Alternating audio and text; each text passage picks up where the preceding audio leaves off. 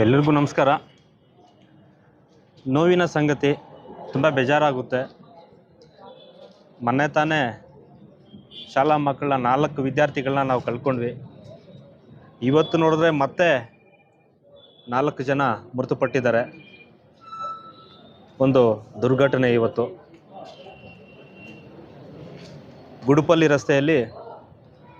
ರಸ್ತೆ ಒಡ್ಡಳ್ಳಿಗೆ ಬರುವಂತಹ ರಸ್ತೆಯಲ್ಲಿ ದುರ್ಘಟನೆ ನಡೆದಿದೆ.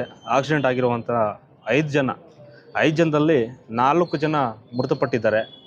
ಒಬ್ಬರು ತುಂಬ ಸೀರಿಯಸ್ ಆಗಿದ್ದಾರೆ. ನಿಜವಾಗ್ಲೂ ಕೂಡ ತುಂಬ ನೋವಿನ ಸಂಗತಿ. ಯಾಕೆಂದರೆ ಪದೇ ಪದೇ ಯಾಕೆ ಈ ಥರ ಆಗ್ತಾಯಿದೆ ಅನ್ನೋದು ಅರ್ಥ ಆಗ್ತಾಯಿಲ್ಲ. ಆಕಸ್ಮಿಕವಾಗಿ ಆಕ್ಸಿಡೆಂಟ್ ಆಗುತ್ತೆ, ಬಟ್ಟು ಕೈ ಕಾಲು ಏನಾದರೂ ಹೆಚ್ಚು ಕಡಿಮೆ ಆಗಿರಬಹುದು. ಬಟ್ಟು ಇವತ್ತು ನೋಡಿದ್ರೆ 4 ಜನ ಮೃತಪಟ್ಟಿದ್ದಾರೆ. ಮೊನ್ನೆ ತಾನೇ ಮಕ್ಕಳನ್ನ ಕಳ್ಕೊಂಡಿದ್ವಿ. ಅದಕ್ಕೆ ಮುಂಚೆ ಇನ್ನೂ ಒಂದಿಬ್ಬರು ಆಕ್ಸಿಡೆಂಟಲ್ಲಿ ಡೆತ್ ಆದರು. ತುಂಬ ಬೇಜಾರಾಗುತ್ತೆ. ನಮ್ಮ ಇದರ ಮಾಹಿತಿ ಕೂಡ ನಮ್ಮ ತಾಲೂಕಿನ ಶಾಸಕರ ಗಮನಕ್ಕೆ ಹೋಗಿದೆ. ಯಾಕಂದರೆ ತುಂಬ ದುಡ್ಡಿರೋರು ದುಡ್ಡು ಇಲ್ದಿರೋರು ಅಂತಲ್ಲ, ಇಲ್ಲಿ ಪ್ರಶ್ನೆ ಬರಲ್ಲ ಆ ರೀತಿ.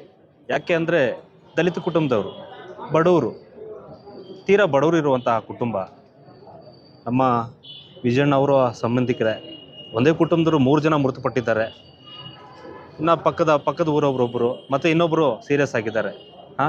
ಇಬ್ಬರು ಹೆಣ್ಣು ಮಕ್ಕಳು, 3 ಜನ ಗಂಡು ಮಕ್ಕಳು. ಬಟ್ ಈ ಥರ ಆಗಿದೆ. ಬಟ್ಟು ನೋವಿನ ಸಂಗತಿ. ಇದು ಯಾಕೆ ಈ ವರ್ಷದಲ್ಲಿ ಏನು ಲಾಸ್ಟಲ್ಲಿ ಈ ರೀತಿ ಆಗ್ತಾಯಿದೆ ಅನ್ನೋದನ್ನು ನಮಗೆ ಅರ್ಥ ಆಗ್ತಾ ಇಲ್ಲ. ಬಟ್ಟು ಹೆಚ್ಚಿಗೆ ಮಾತಾಡ್ಲಿಕ್ಕೆ ಆಗಲ್ಲ. ಆ ಒಂದು ಏನು ಮೃತಪಟ್ಟಿದ್ದಾರೆ ಅವರ ಆತ್ಮಕ್ಕೆ ಶಾಂತಿ ಸಿಗಲಿ. ಅದೇ ರೀತಿ ಅವರ ಒಂದು ಕುಟುಂಬಗಳಿಗೆ ಆ ಭಗವಂತ ಧೈರ್ಯ ತುಂಬುವಂಥ ಶಕ್ತಿ ಕೊಡಲಿ ಅಂತ ಈ ಸಂದರ್ಭದಲ್ಲಿ ಇಷ್ಟು ಮಾತಾಡಲಿಕ್ಕೆ ನಾವು ಮಾತಾಡಬಹುದು. ಆದ್ದರಿಂದ ಇದಕ್ಕೆ ಆ ಭಗವಂತನೇ ನಮಗೆ ಪ್ರತಿಯೊಂದು ಕಾಪಾಡ್ಕೊಂಡು ಹೋಗಬೇಕು.